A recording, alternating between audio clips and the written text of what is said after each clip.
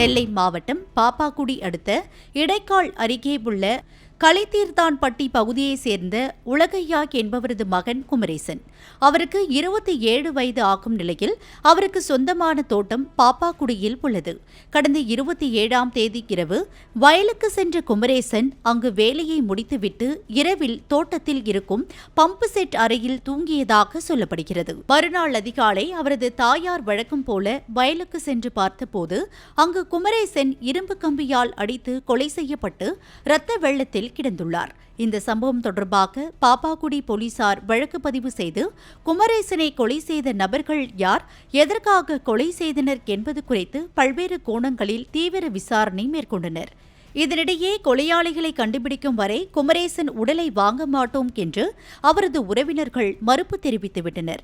தொடர்ந்து மோப்பனாய் வரவழைத்தும் கைரேகை நிபுணர்கள் உதவியுடன் ஆய்வு செய்த நிலையில் தனிப்படைகள் அமைத்து கொலையாளிகளை பிடிக்க போலீசார் தீவிரம் காட்டி வந்தனர். அதில் குமரேசன் வீட்டிற்கு அருகில் பக்கத்து வீட்டில் வசிக்கும் வேலுசாமி என்பவரது மகன் ராஜசேகர் என்பவர்தான் குமரேசனை அடித்து கொலை செய்தது தெரியவந்தது.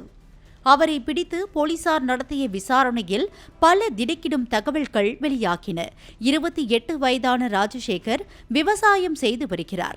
இவருக்கு கௌசல்யா என்ற மனைவியும் ஒரு மகன் மற்றும் மகளும் உள்ளனர். சமீப காலமாக கௌசல்யா வீட்டில் தனியாக இருக்கும் நேரங்களில் குமரேசன் அங்கு சென்று பேசி பழகி வந்துள்ளார். ஒரு கட்டத்தில் 2 பேரும் நெருங்கி பழகியதாக கூறப்படுகிறது.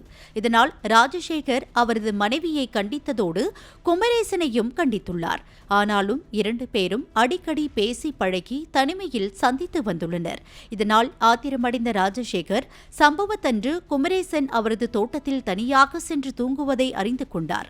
தொடர்ந்து நள்ளிரவு நேரத்தில் அங்கு சென்ற ராஜசேகர் தோட்டத்தின் பம்பு செட் அறையில் தூங்கிக் கொண்டிருந்த குமரேசனை கம்பால் அடித்து கொலை செய்துவிட்டு அங்கிருந்து தப்பி சென்றது விசாரணையில் தெரியவந்தது.